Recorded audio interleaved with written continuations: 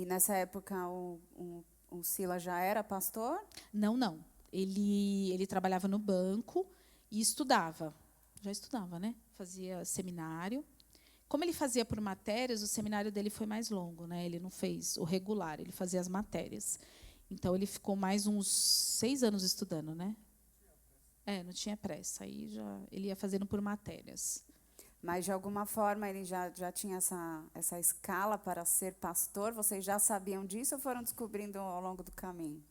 Era uma coisa muito tranquila. Assim, a gente não pensava muito, né? Tipo, o Silas será pastor? A gente não pensava muito nisso. A gente estava muito bem amparado de pastoreio, sabe? A gente tinha o pastor Valdemar, a gente tinha o pastor João Paulo. Então, a gente não pensava muito. Para a gente era muito tranquilo, não tinha pressa. Por isso que ele demorou 10 anos para se formar, fazendo as matérias. A Isadora nasceu, ele trancou, aí ficou um tempo em casa comigo. E aí depois voltou, né? Então foi assim, foi muito tranquilo. Demorou ainda um tempo Demorou. até se desenvolver e descobrir e pegar mesmo o ministério. Exatamente, demorou. E como é que é ser esposa de pastor? Dá muito trabalho, não dá? Fala a verdade. Eu acho que hoje eu consigo lidar muito melhor com isso. Antigamente, eu acho que eu me cobrava muito. Nunca ninguém me cobrou. A gente é de uma igreja muito tranquila. Eu nunca me senti cobrada por ninguém, por nada. Né? Tem muitas esposas de pastor. Eu ouvi até essa semana da pastora Thalita, o testemunho dela, ela dizendo que quando ela chegou na igreja, falaram para ela que ela tinha que ser regente do coral. Ela falou, mas eu não sei reger coral. Ela falou, não, mas toda esposa de pastor tem que reger o coral. É só você fazer assim. Aí ela falou, vamos acabar com isso agora, eu não vou fazer assim, vamos arrumar alguém que saiba reger o coral. Então, assim, eu nunca recebi isso. Na comunidade era tudo muito tranquilo, né? Então, mas eu me cobrava, né? Eu achava algumas coisas. Quando ele se tornou pastor, eu meio que achei que eu tinha que tomar frente de muitas coisas. Eu peguei, coloquei o ministério dele, né? Eu não queria que ele assumisse o lugar do João Paulo, porque tinha o pastor Valdemar e o pastor João Paulo. Quando o pastor João Paulo foi para o Piauí, ele falou, não, o Silas fica no meu lugar. E eu falava, não, o Silas não se formou ainda, não, a gente chama outro pastor, vamos ver outro pastor, fica o pastor Valdemar, não precisa. Né? E aí ele conversou comigo, o pastor João Paulo me fez entender algumas coisas, eu entendi. Mas, mesmo assim, eu achava que estava cedo. Né? Estava cedo. Ah, não quero, não quero. Isso Mas vocês estavam com quantos anos? Já tinham se passado do casamento? A Isadora tinha, acho que, um aninho, né? A gente tinha uns 4 anos de casado. Eu estava com uns 30 anos, eu acho. Ah, e já tinha a Isa. Sim, já tinha a Isa, E aí a gente sempre foi muito ativo, eu sempre fui muito ativa. Eu sempre fui líder de adolescentes desde que eu era adolescente. Depois eu era líder de jovens. E, então, assim, sempre fui líder, sempre fui envolvida. E o Silas também. E a gente sempre foi o braço direito do João Paulo, do pastor Valdemar ali na igreja. A gente sempre estava junto. Mas eu achava que não era a hora dele liderar, né? de ser o pastor sem ter aquela coisa de batista, né? Tem que terminar a faculdade, fazer ordenação. Né? Sim. E aí isso ainda estava na minha cabeça. E o João Paulo falando, eu acho que ele está super preparado, e você também, né? Um dia a gente teve uma conversa e ele me falou isso. Então, assim, a partir do momento que, ele vai ser, então tá bom. Então vamos, se o negócio vai ter que acontecer, Vestiu então... a camisa. Aí vesti a camisa. Bora. E aí que começou um processo aí muito conturbado, né? Do conflito, assim. Do chamado dele, daquilo que eu tinha que fazer, e aí eu fiquei me cobrando e comecei a absorver muitas coisas que eu não tinha que absorver, né? E aí isso começou a andar por caminhos que realmente não foram legais. Foram te sobrecarregando, você quer dizer? Exatamente. Eu achava que, sim, o problema do outro era o meu problema, né? Tipo assim, alguém chegava... Eu lembro de um casal que chegou até nós com um problema muito sério. E assim, era como se eu estivesse sofrendo no meu casamento. Eu não conseguia desvincular. Era alguma coisa assim que eu falava... Sabe assim? A síndrome da justiceira. A síndrome da justiceira. Foi o nosso primeiro aconselhamento de casais. E, assim, a gente sentou e o homem, né, o casal ali, ele começou a tentar jogar a culpa para a mulher. Aquilo me subiu o sangue, eu olhei para ele e falei assim, olha só! Se fosse o Silas que tivesse feito o que você fez, as malas dele estavam na rua. Aí a mulher olhou para mim assim e falou, meu Deus do céu. Aí eu falei assim, gente, isso não está certo, né? A pessoa está meio, né? E o espírito calma, Senhor, é o estágio, é o primeiro estágio, aconselhamento. A Joyce Meyer que fala isso, né? Ainda bem que Deus não fez eu influenciar muita gente nessa época, senão tinha feito estrago. Então, assim, aí o Silas já olhou para mim e eu já falei, opa, preciso me recompor. Deixa o pastor tomar conta disso aqui, que tá muito complicado isso aqui. E aí foram coisas assim, enquanto não resolvia uma questão, era como se eu andasse com aquela pendência, sabe? Eu comecei a absorver e trazer muitas coisas para a minha vida, somatizar muitas coisas. Então, a gente sempre foi muito discreto, né, com as coisas. Então, a gente não abria problemas da igreja com outras pessoas. Então, a gente falava entre nós. Ou só eu sabia, só ele sabia, porque a pessoa pediu sigilo. Então, assim, eram coisas que me somatizavam muito. E eu não conseguia lidar, não conseguia colocar os pés do Senhor. Sim, que aí também, no caso, você tinha duas dificuldades, né? Assim, o fato de conseguir separar o problema do outro e até que ponto você está ali para resolver. E essa coisa do ministério em conjunto, né? Porque é um ministério dividido, né? Um ministério pastoral entre duas pessoas. Até quanto é a sua parte ali e o quanto do outro, né? Você tem que respeitar também ele atuar no próprio ministério, né? Porque a gente tem, às vezes, essa dificuldade do tipo, deixa eu fazer seu trabalho, né? Exatamente. É difícil você entender até onde você pode ir, né? O chamado é dele. Mas eu sou auxiliadora, né? Até que ponto vai a auxiliadora, né? Então, eu ficava com essa... pensando nisso, né? Até que ponto eu posso ir? Mas como eu sempre fui líder... Então, eu acho que era mais difícil. Talvez, se eu nunca tivesse liderado, talvez eu conseguisse mais me colocar mais fácil ficar ali na retaguarda. Na né? retaguarda, exatamente. Então, foi as dificuldades que eu tive, né? Mas, assim, graças a Deus, isso não atrapalhou o ministério dele. Realmente foi alguma coisa que eu absorvi, né? Muito. E aí, em 2018... a gente mudou de templo, a gente foi para um templo maior, tudo. E a igreja começou a crescer muito. E, realmente, aí foi... falei, vamos fazer esse negócio acontecer, vai acontecer, né? Aquela coisa que a gente põe, né? E aí a gente entrou assim de uma forma muito forte no ministério ali, com muitas programações, com muito aconselhamento. Aí começou a chegar muita gente. Né? E eu comecei a me doar muito para as pessoas novamente, de forma muito da mesma, assim, somatizando muito, né? E aí, claro, quando enche muito de gente, começa a ter alguns problemas, né? E o Silas sempre foi, não é porque é meu marido não, mas ele sempre foi muito tranquilo. Eu nunca vejo o Silas falando mal de ninguém. É impressionante, ele não... Até, às vezes, quando ele se deparava com esse tipo de coisa, dificilmente ele comentava comigo assim, olha, você viu que horror, dai. Não. Para ele era tudo muito natural, e vamos tratar, vamos cuidar. E chegava à noite, ele virava para o lado, dormia com o sono dos justos, e eu, atribulada, porque, né? Como que esse homem dorme? Ele está cheio de problema. Aí começou a surgir algumas pessoas que falavam mal do ministério dele. Algumas pessoas querendo, muitas vezes, levar membros para outros lugares, que eu achava, né? Tudo isso acontecia muito na minha cabeça, né? E aí eu comecei a falar, não, isso não pode acontecer, eu tenho que tomar uma posição. Né? Sim. Eu vou proteger o Silas porque ele é muito tranquilo. Né? Ele é muito frágil.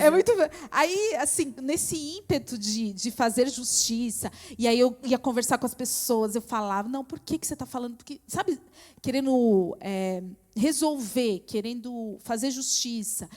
Muitas vezes, né, se sobrecarregando né, daquilo. coisas. E ele falava assim, Dai, fique em paz, as coisas, o que tiver que acontecer, vai acontecer. Eu falei, você precisa falar, você precisa perguntar, você precisa... E aí eu ficava naquilo, né? E não sabendo o meu lugar, mais uma vez, e nem sabendo colocar as coisas aos pés da cruz, né? Sim. Senhor, toma conta, conduza. Né? Não, eu achei que eu tinha que tomar todas as iniciativas possíveis, porque o Silas não ia tomar essa iniciativa, que ele era muito bonzinho. E eu tinha que tomar. Então, eu fazia essas coisas. E aí foi uma somatização. Aí, no meio de 2018, eu já comecei a dar umas bugadas, né? O HD começou a dar problema. Já comecei sabe aquela coisa assim? O olho tremer, né? Falei, opa, isso está meio involuntário, não consigo parar, sabe? Foi bem assim mesmo. Aí, de repente, começou Peraí, eu estava normal, de repente, minha mão começa a tremer. Eu falei, gente, isso não está... Aí, o corpo começa a reagir externamente. Exatamente. Né? Aí dores na perna, aí vai para o vascular. Não tem nada na tua perna, tem umas varizes aí, quer fazer umas aplicações? Já vem de um procedimento. Aí eu falei, não. Aí tudo bem. Aí começa dor de cabeça, neuro. Ah, Daiana, tá bom, você quer fazer uma tomografia? Vamos fazer. Faz exame. Não tem nada na cabeça normal, né? Aí tudo bem. Aí começa com dor no estômago. Aí começa com tonturas. Eu via meu quarto rodando, assim. Eu falei, estou com labirintite, pronto, resolveu. Aí não está com labirintite, não tem isso. Eu acho que eu tive dor no corpo inteiro. Eu tinha certeza que eu tinha uma doença grave, que eu estava com os dias contados. Falei, não vou ver a Isadora crescer. Todo dia eu achava isso, porque era muita dor. Só que aí começou... Além de um monte de preocupação. Exatamente, né? Ainda achava que ia morrer a qualquer momento. Né? E aí começou a piorar um pouco mais, porque eu comecei a ter taquicardia. Então, assim, eu trabalhava e eu descia lá no ambulatório da Claro, chegava um médico falando, meu coração, estou tendo um ataque. Aí ele media realmente os batimentos, chegou uma vez que estava 205, se eu não me engano, em repouso. Aí ele falou, a gente vai ter que te medicar, porque você vai ter um infarto. E aí me afastava, eu ia para o Santa Paula, né? Eu bati o cartão naquele hospital. Estou tendo um ataque cardíaco, estou com um problema. Aí fazia tudo. Não tem nada. Olha, eu acho que você está estressada. Precisa procurar uma psicóloga. Eu falei, psicóloga crente não precisa de psicóloga, né? Como assim? Sim. Sou crente, né? Meu psicólogo é Jesus, não é? Jesus é meu psicólogo, eu não preciso, né? Eu falava isso, pensava comigo, não preciso desse tipo de coisa. Sim, porque hoje a medicina já traz, né, esse diagnóstico desses sintomas como Sim. crises de ansiedade. Né? Aí eu falei, não, eu vou... Médico de pronto-socorro não sabe de nada. Eu vou fazer um check-up com o Dr. Carlos. Aí fui lá, ele fez um check-up todo. Ele pediu tudo. Imagina, eu tinha um pouco mais de 30 anos, fiz densitometria óssea, fiz um monte de coisa. Aí ele olhou para mim e falou, Daiana, está tudo ótimo com você. Então, assim, precisa ir para uma psicóloga. Eu vou fazer uma carta e você vai para a psicóloga. E eu falei assim, não, gente, não é possível. Guardei tudo na gaveta e comecei a orar. Bora orar, porque Deus vai tirar isso de mim. Sim. Ele falou. Eu falei, Sila, você vê que coisa, medicada. Né? Imagina, eu tenho Sou uma pessoa completamente equilibrada e o olho tremendo. E o olho tremendo. Eu falei assim, eu tenho total controle dessa situação. Né? Essa situação está sob controle. Sim. Né? Só que teve um dia que eu tive todos os sintomas de um ataque cardíaco. Eu tinha dores aqui. Gente, era um ataque cardíaco, não sei. Era. Aí cheguei no Santa Paula, já fui para a maca fazer o eletro. Não, está tendo um infarto. Nada. E aí eu comecei a ter uns temores muito grandes, assim. Eu andava pela casa de madrugada, assim, não dormia. Meu cérebro ficava ligado. Eu não dormia, passava no quarto da Isa, ela lá dormindo, o Silas dormindo e eu andando. A Isa estava com quantos anos nessa época? A Isa tinha 4 anos. Tá. 4 anos. E eu tinha muito medo de ter crises na frente dela. E aí assim, eu pedia para Deus, Senhor, eu não quero ter, porque era muito choro, tremia e achava que ia desmaiar, assim, falta de ar. Então era um negócio muito estranho, né? Muito esquisito. E aí eu pedi, Senhor, não me deixe ter crises na frente dela, não me deixe. E eu nunca tive. Teve uma vez que o dia que eu coloquei ela para dormir, o Silas estava no seminário, eu coloquei ela na cama, eu saí, bati a porta, eu já desfaleci, assim. Eu sentei no chão e eu estava fraca, parecia assim que eu não tinha comido, parecia que eu estava com uma desnutrição, assim, uma queimação no corpo. Aí começou. E aí, depois de um tempo, vai acalmando, né? E aí, um dia, eu estava sentada, eu sentava na frente da minha janela para orar. Aí eu falava, Senhor, tira isso de mim, por que eu estou assim? Eu não vejo... E você não foi no psicólogo? Passou não no fui, médico? imagina. Tá.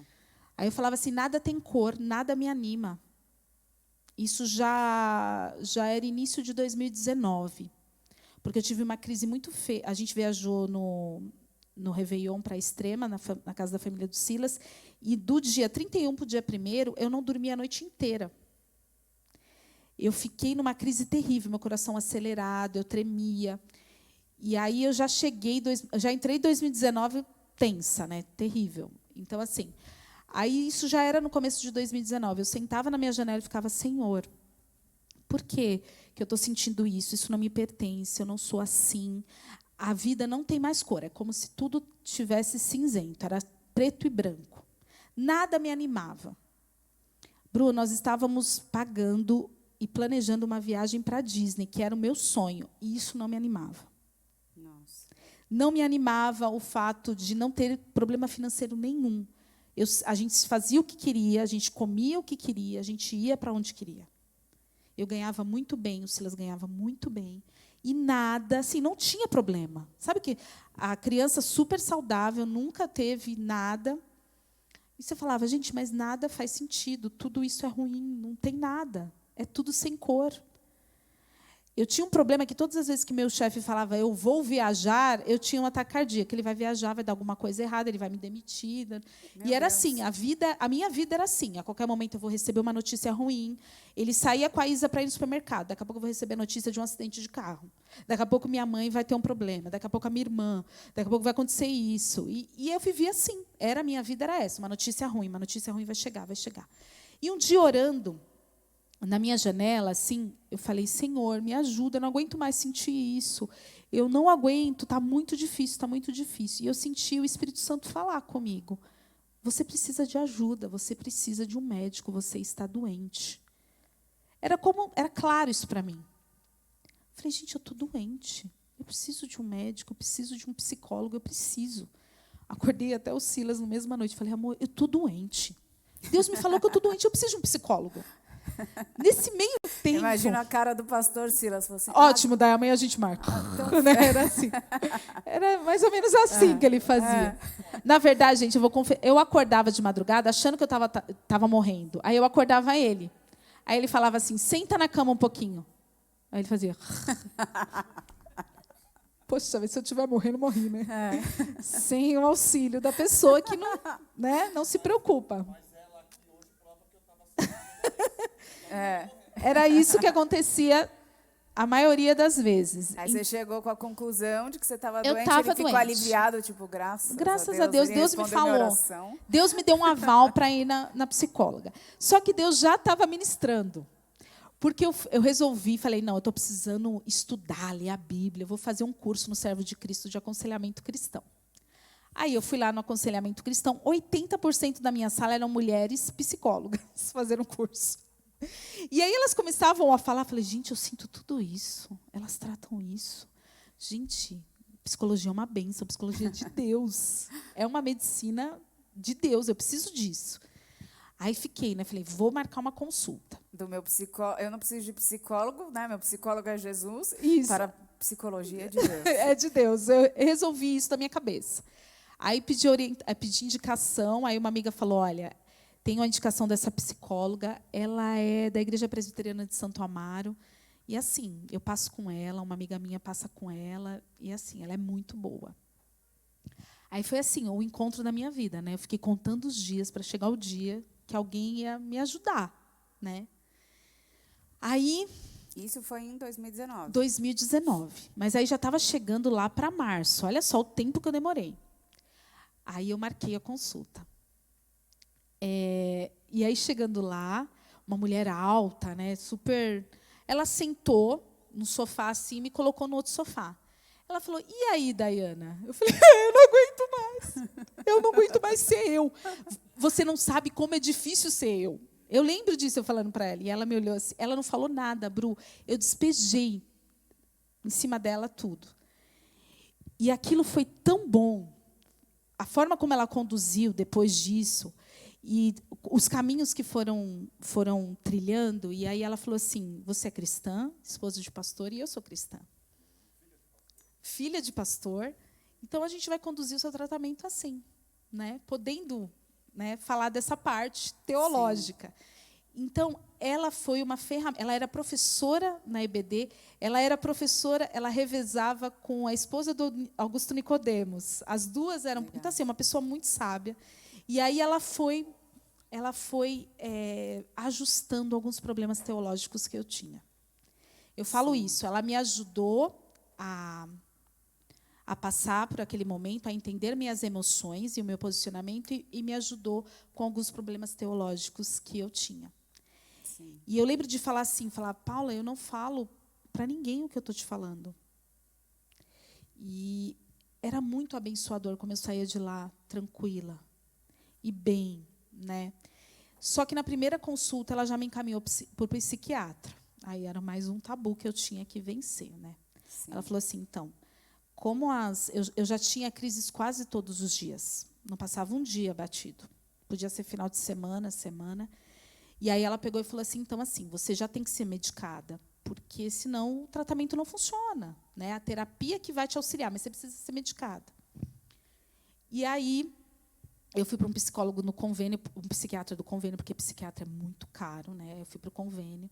Aí fui no psiquiatra que eu não gostei, foi muito ruim. Ele ficou comigo 15 minutos, me passou um remédio, e para mim foi péssimo. E aí eu falei com ela falou, olha, vou te dar uma indicação de uma psiquiatra. Foi aí que eu fui na doutora Caroline, ela ficou 2 horas comigo, ela traçou todo um perfil, e ela me deu uma medicação, e ela ficava online comigo no WhatsApp. A qualquer momento eu mandava mensagem, e ela sempre me direcionando. Então, assim, foi um tratamento abençoado. Assim. Isso já era março, né? Já era abril, quando eu consegui ir nela e ter uma medicação que começou a fazer efeito. E foi assim, só que a medicação demora, e ela traz outros efeitos colaterais, né? O que é muito complicado. Coisas que eu não sentia, eu passei a sentir. Só que ter ela no meu WhatsApp me ajudava. Porque eu falava, doutora, eu estou sentindo isso. Ela falou, calma, isso é efeito colateral. Mas se você se sente mais tranquila, vai no médico, né? Ele te examina, barará. E aí foi essa condução. Né? Que é importante a gente entender também, né, que até as crises assim de ansiedade, ela tem, né, cientificamente comprovado, é um desequilíbrio, às vezes, hormonal, né, do próprio cérebro. E a medicação é justamente para ajustar esse hormônio para você voltar à tranquilidade. Né? Então, ela me explicou o que estava acontecendo comigo. Né? Ela falou assim, Daiana, negligenciar uma doença psiquiátrica é como negligenciar um câncer. Não pode. Ela falou assim, o seu cérebro ele tem que estar nivelado. Por quê? Porque o que acontece, ela falou, com as crises de ansiedade? É como se você estivesse numa selva com um leão correndo atrás de você. Você está em situação de perigo. Então, o corpo bombeia sangue lá em cima, para o corpo inteiro. Aí fica aquela queimação, aquela coisa. Você precisa correr.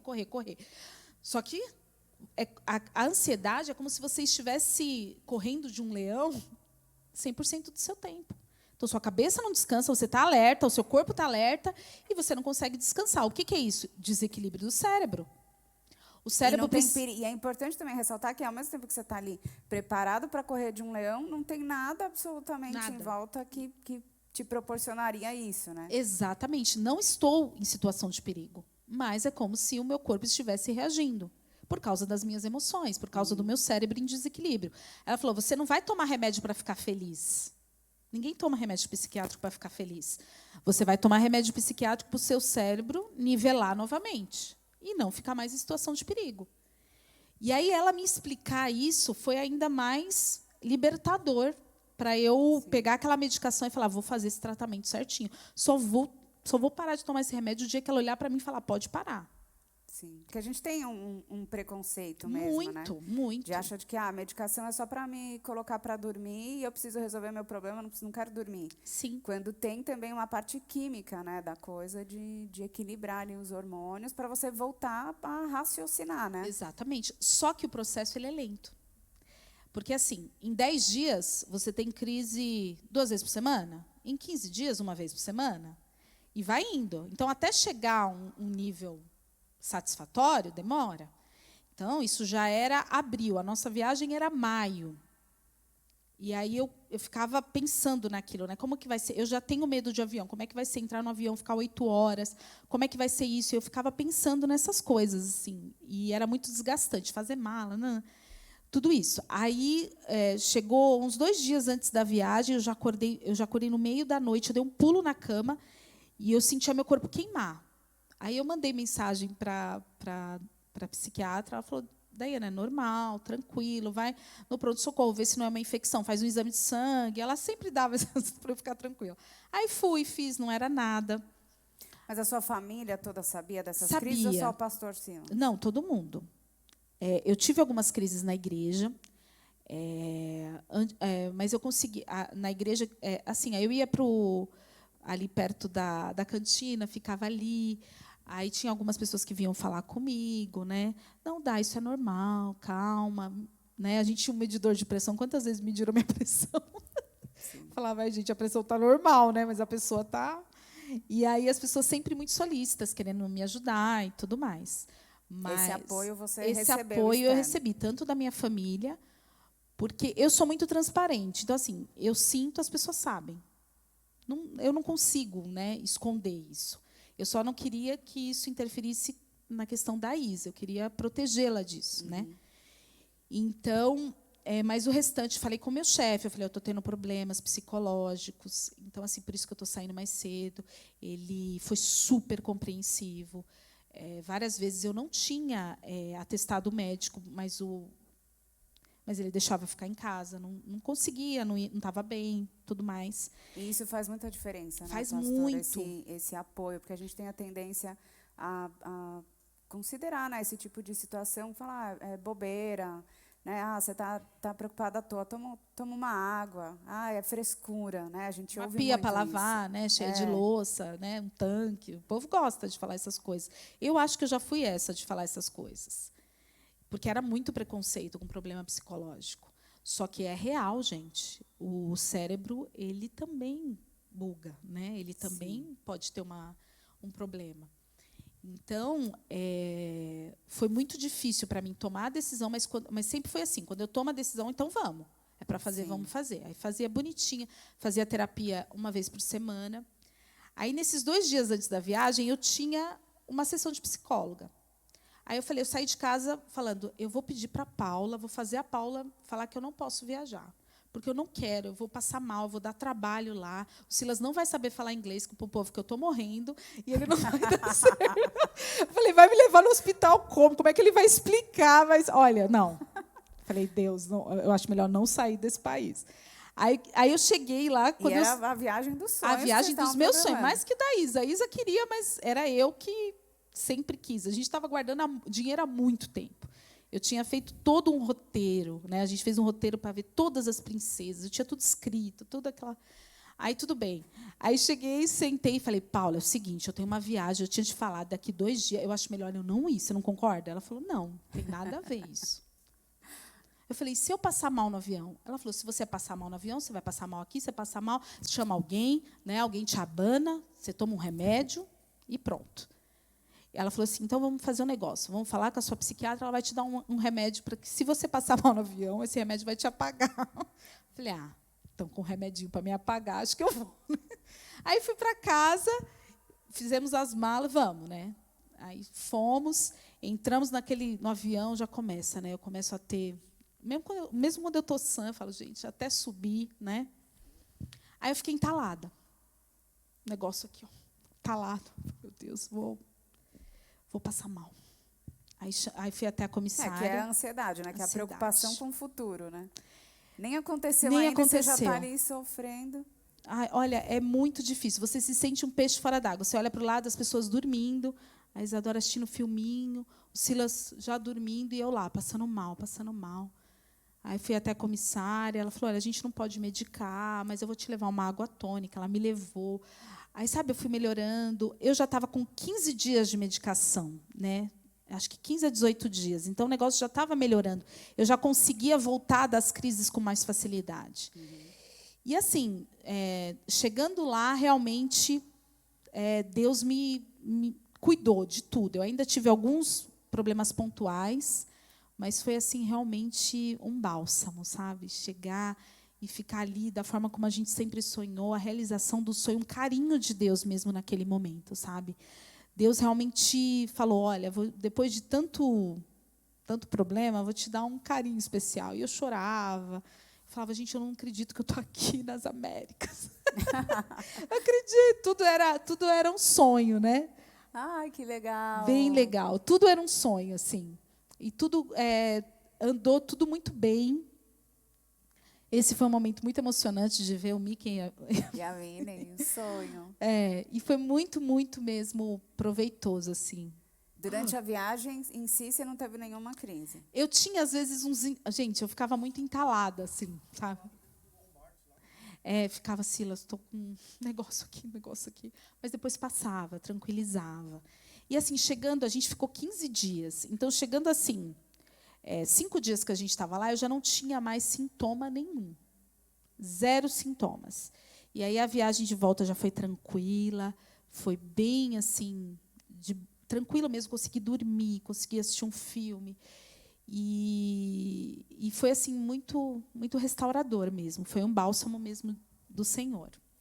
Tem algum objeto dessa época que você, de alguma forma, te faz lembrar assim, todo esse processo? Tem uma coisa que eu esqueci até de mencionar. Bru, são algumas conclusões, algumas coisas que Deus fala ao nosso coração. Eu tinha um caderno que eu fazia devocional, por isso que eu falo tanto de vida devocional. Eu abri esse caderninho no início de 2019. E estava assim, a data do meu último devocional, 8/1/2018. Só que era 9/1/2019. Eu li a Bíblia, mas eu não tinha uma vida devocional ativa. E eu falei assim, gente, eu não estava equipada para passar por tantos problemas. Eu não estava equipada com um relacionamento com Deus. Eu sabia quem é Deus, eu sabia quem era Deus, o que Deus representava na minha vida, mas eu não estava preparada. Eu não tinha armamento suficiente para lutar. E, a partir de então, em 2019, eu comecei a ter uma vida devocional ativa. E aí eu comprei esse livro, que é o objeto que eu trouxe, inclusive, que foi um lançamento, eu comprei no pré-lançamento de uma editora que chama Purpose Paper, que é um devocional para o coração ansioso. Então, às vezes, eu pego esses devocionais aqui, eu fico lendo a parte que eu grifei, a parte que eu escrevi, e realmente isso aqui é muito importante, deixar registrado, sabe? Então, eu precisei da medicina, mas o meu relacionamento com Deus, ele ajudou a passar por esse momento com mais tranquilidade, e mais rapidamente, e com sucesso, com êxito, né? Porque existem pessoas que têm muitas recaídas, né? Sim. Ou porque param a medicação sem consentimento, ou param a terapia por N motivos, não estou julgando, mas por N motivos isso acontece. Ou não fazem um acompanhamento de discipulado mesmo. Então, eu tive tudo isso. Então, sim, isso me auxiliou a retomar, né? A voltar ao meu equilíbrio, né? De forma diferente. Mas é importante também a gente falar sobre essa parte da medicação, né? Vou dizer assim, do processo da cura da ansiedade. Porque não dá para a gente se apegar só ao fato de que a oração vai resolver, da mesma maneira que não dá para a gente se apegar só ao fato de que a medicação vai resolver. É importante a gente ter a clareza de que a gente precisa tanto dessa intimidade com Deus para, né, de certa forma, trazer essa confiança que a gente precisa para se tratar mesmo, né? Porque a gente tem esse preconceito de que o cristão não passa por dificuldade, e se eu passar, eu não posso dizer para ninguém, eu tenho que me manter firme, porque eu preciso dar o exemplo. Eu acho que o cristão ele tem muito isso, principalmente quando você está cercado por pessoas que não são cristãs, você fica com esse peso da responsabilidade de parecer de que, assim, Deus ele é comigo, então eu não posso mostrar para as pessoas que está difícil, porque senão elas não vão querer. Né? A gente tem essa preocupação, vou dizer assim, de não frustrar as pessoas. E aí a gente acaba se frustrando e deixando de resolver os nossos problemas, né? Então, essa intimidade com Deus, esse processo de você, do devocional, de você tá próximo, né? Entender mesmo o trabalhar de Deus na sua vida, te abre a oportunidade de ser cuidado, que a gente está sempre disposto a cuidar.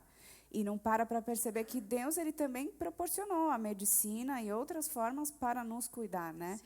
E que, às vezes, não necessariamente tem a necessidade da intimidade com Deus, mas tem também uma forma que Deus usa como a medicina através de um remédio para te acalmar e te fazer voltar a pensar sobre o problema de fato, né? É isso aí, a gente não colocar Deus numa caixinha achando que ele age sempre da mesma forma. Não, ele age de muitas formas. E hoje, por exemplo, eu vejo como isso foi bom para o meu ministério. Porque, como esposa de pastor, a gente aconselha muito. E quantas vezes vinham mulheres se aconselhar comigo com problemas psicológicos? E eu achava que era só espiritual. Em muitos casos, a gente é só espiritual, mas, em muitos casos, por ter passado por isso, eu consigo identificar quando é um problema psicológico. Sim. Olha, quantas pessoas eu já não mandei para a doutora Caroline, principalmente, né, para psicólogos, conheci outros que eu pude indicar, porque realmente a gente precisa, né? Tem momentos que é medicação, é terapia que vai ajudar. Sim, uma coisa que a pastora falou que eu gostei muito do fato da sua psicóloga ser cristã. Sim. Era que você tinha a liberdade, né, de falar não só sobre as suas emoções, mas também num ponto de vista espiritual. Sim. E você comentou que ela até ajustou alguns pontos teológicos, sim, né? E que, de certa forma, isso também contribuiu ali para as crises, né? Eu acho que ela fez rever o meu conceito de humildade. Eu achava que eu era muito humilde, mas eu não era. O meu conceito de gratidão e de soberba. Eram coisas que eu tinha, que talvez eu até lute até hoje com elas, e que ela me fez ver, né, que eu precisava mudar. Né? Eu sempre achava que as pessoas tinham que agir como eu. E eu achava que isso era... Não, por que ela não faz assim como eu? E ela falava para mim, isso é soberba. Por que as pessoas têm que agir como você? Por que o seu procedimento é melhor? Né? Então, ela me ajudou a ajustar esses pontos, e foi muito importante para mim. Então, Deus usou muito a vida dela. Né? E eu lembro uma vez também que ela falava, ela que acendeu uma luz, ela falava assim, tanto o seu problema de ansiedade, né? Ele tinha um ponto do meu pai, da questão de estava tudo bem, alguma coisa aconteceu que ficou ruim, então eu tinha que tratar isso. E tinha um ponto também de uma pendência que eu tinha como mãe, né? De minha mãe cuidar da Isadora. Muitas coisas eu não via a Isadora fazendo, e eu trabalhando, e aí ela me fez ver. Um dia ela falou assim para mim, você já pensou na possibilidade de ficar um pouco em casa, sem trabalhar? Não, eu fui criada para trabalhar. Eu sou assim, imagina, não posso jogar uma... Eu estudei, carreira, né? Eu fiz inglês, eu fiz espanhol, né? Como assim eu vou deixar minha carreira? E ela falou, você deveria considerar. Eu lembro como se fosse hoje ela falando isso. E nunca mais falamos sobre o assunto. E hoje eu vejo coisas que ela plantou em mim acontecendo, e eu entendendo algumas coisas e resolvendo essas coisas. Muitas coisas precisam ser resolvidas ainda. É muita emoção, né? Mas Deus ele vai cuidando e vai nos dando caminhos. E ela também, eu falei assim para ela uma vez, ela falou, você nunca pensou em ter mais um filho? Eu falei, eu queria muito. Ela falou, e por que não tem? Eu falei, porque estou doente, né? Ela falou, hã? Isso não impede, né? Aí ela falou assim, pode ser bom, está na hora. Ela quase falou assim para mim, vai? Eu falei, não, eu tenho o DIU, né? Ainda falta 1 ano para ele vencer. Tá tudo bem. Aí ela falou assim, tira esse DIU, vai. A gente já conversava sobre ter um segundo filho, né? Em 2019. Aí eu falei, quer saber? É isso aí. Ela não tinha me dado alta ainda. Eu fui na médica, tirei o DIU, e no mês seguinte eu estava grávida. Uau. E foi assim realmente uma coisa assim de Deus, né? Eu falava, meu Deus, como é que daquela terra seca Deus fez surgir uma criança? Porque eu estava muito seca, eu estava muito mal psicologicamente. E eu achando que a gravidez da Rebeca ia ser mais difícil, foi muito mais tranquila que a Isadora, porque eu estava medicada. Aí eu não pude parar o tratamento, né? Apesar da psiquiatra ter me dado alta, a minha obstetra não deu. Falou, ela vai continuar com a medicação até a bebê fazer 6 meses, para tudo ficar bem, porque tem puerpério, tem tudo, né? Então, aí eu... Mais um ponto para reforçar que a medicação não faz mal, Sim, né? não, Porque se ela durante a mudou gravidez isso. você podia tomar... Exatamente. Ela ajustou a medicação para uma medicação para gestante. Aí continuei e assim, só que aí, né, em março de 2020, chega a notícia, né? Vai para casa todo mundo, pandemia. Eu falei, meu Deus do céu, estava tudo tão, né, caminhando. Aí começa a pandemia no meio da minha gestação e eu falei, agora eu vou surtar. No meio da gestação No e meio do tratamento do tratamento. Só que Deus foi muito bom e realmente assim, o isolamento fez muito bem. E aí eu estava de 8 meses, eu acho, de gestação. O meu sogro, que era assim uma das pessoas mais importantes da minha vida, ele teve um infarto. Caramba. Gente, foi assim, eu lembro como se fosse hoje. Eu estava no meu quarto, eu me ajoelhei, olhei para a janela e falei assim, Senhor, não leva ele, eu quero muito que ele apresente a Rebeca. E aí a dona Ivone já tinha mandado uma mensagem dizendo que tinha complicado a situação dele. E aí, depois de um tempo, ela mandou uma mensagem meio que nos tranquilizando, né? Eu olhei e falei, Senhor, o Senhor está me atendendo, né? Sabe, assim, como se fosse... E realmente, ele ficou bem. Eu falei, Silas, eu faço questão de buscar seu pai no hospital, porque eu sinto que Deus ouviu o meu clamor, sabe, assim. Então, foi uma gravidez que tinha tudo para ter umas conturbações, mas não teve, assim. Deus cuidou muito, né?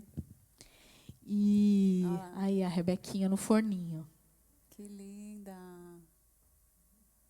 O pastor Silas, como sempre, diz que você fica linda grávida. Ele tem razão. Olha, e eu costumo dizer, o Bru, que o meu renovo, o meu recomeço, mesmo já que é o do caos ao recomeço, ele chegou quando eu realmente olhei para a carinha da Rebeca. Assim, olhei e falei, chegou ali, naquele momento do parto, foi um parto maravilhoso. A gente chegou no hospital, a minha médica foi também escolhida porque eu tinha muito receio de ter né, eu precisava de alguém que me acolhesse. E ela era a melhor pessoa para isso. Ela ainda falou, olha, pastor, quer uma música, né? Você quer uma música, Daiana, para a hora do parto? Aí o Silas falou, não, música não precisa, eu quero fazer uma oração. E ele fez uma oração, foi lindo. A Rebeca nasceu, e quando eu olhei para ela assim, eu pensei, falei, meu Deus, como o Senhor me renovou, como há um tempo atrás eu achava que a vida não tinha cor, olha como ela está colorida agora, Sim. né? Esse solzinho, eu falava que ela era meu sol, né? Que estava tão escuro, tempestade, e ela veio para colorir e para trazer um renovo de Deus para a minha vida. Amém. Cabeluda. Por isso que ela é dinâmica, assim, né? Que Deus mandou com vontade. Com vontade. Mesmo. É um negócio assim, um sentimento, uma emoção. Deus falou, você quer cor, eu vou te dar. Essa é colorida. Essa é a Amém. Rebequinha. Pastor, e qual conselho você daria para alguém que está passando assim por um momento delicado, vivendo com essa ansiedade, não sabendo por onde começar, assim? Descobri hoje no seu relato que eu tenho características de ansiedade. O que eu faço? É procurar ajuda.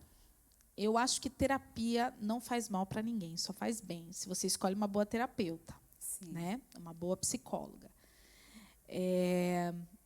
E ela vai conseguir diagnosticar se só a terapia ajuda, se precisa de medicação. Se precisar de medicação, abra seu coração para a medicação.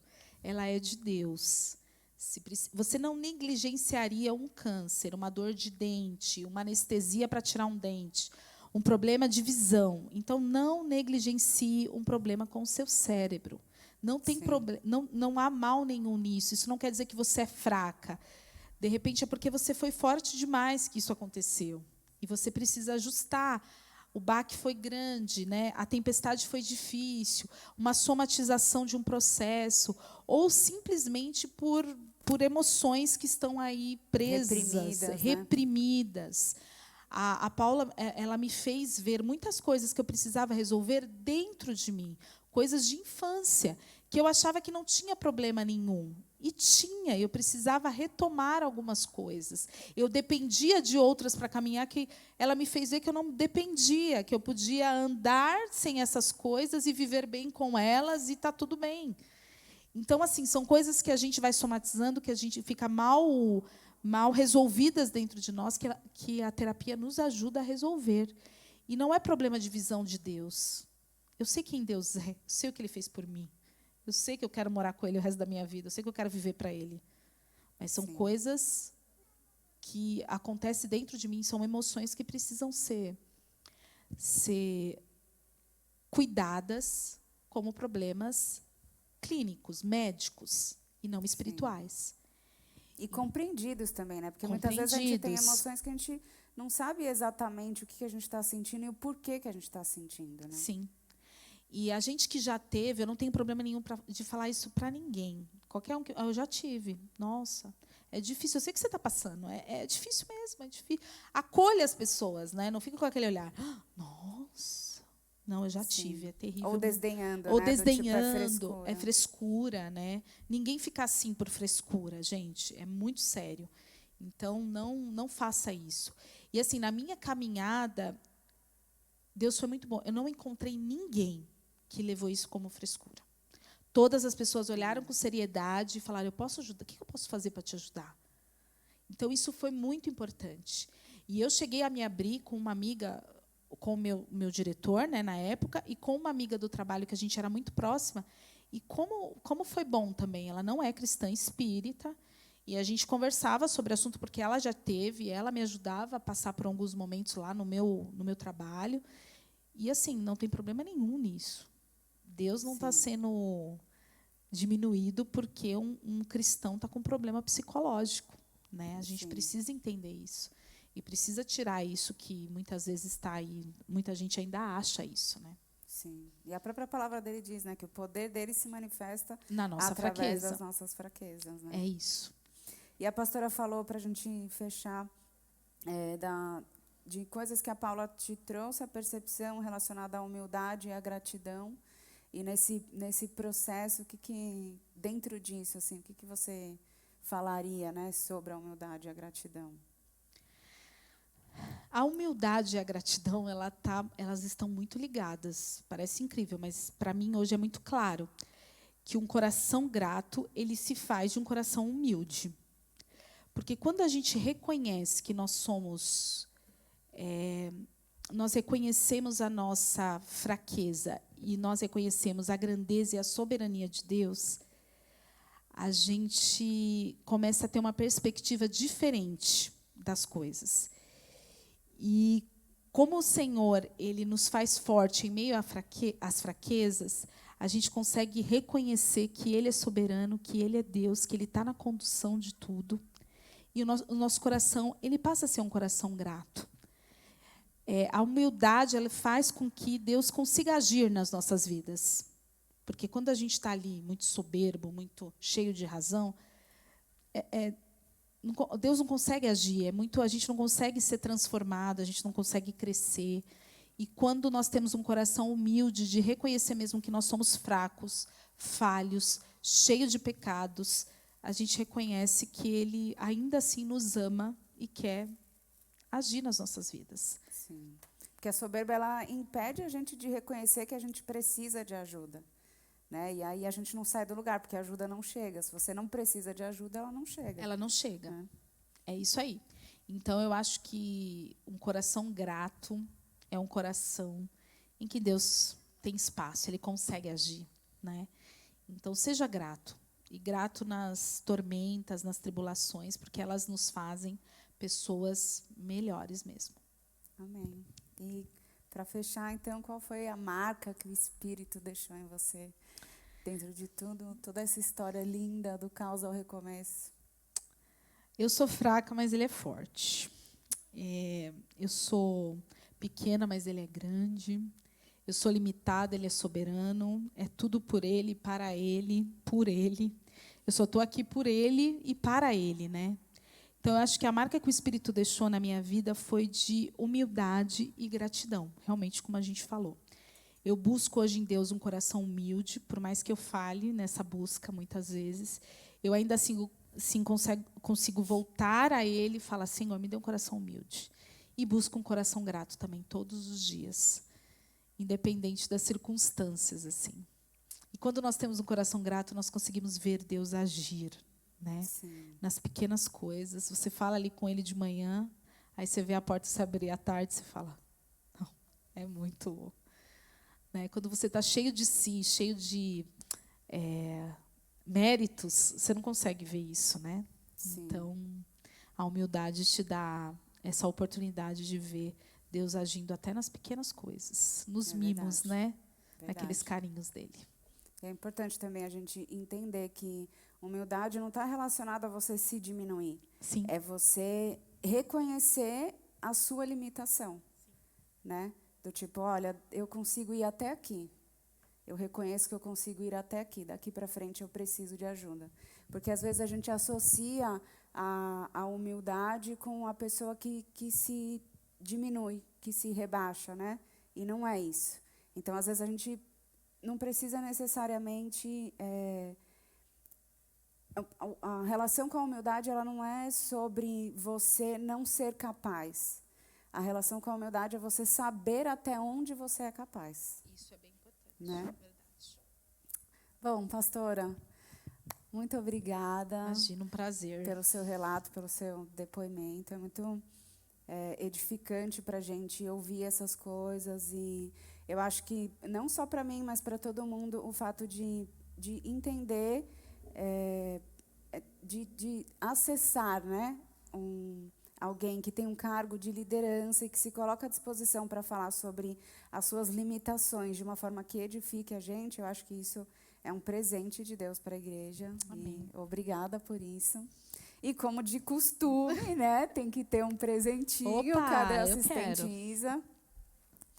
A gente tem aqui o biscoito do Juneu. Olha, Rebequinha. Cadê a nossa blogueira do Recomeço? É uma felicidade para ela, o biscoito do Juneu. Pastora, para quem não Obrigada, sabe gente. ainda, né, o Juneu ele faz um trabalho missionário na comunidade do aeroporto.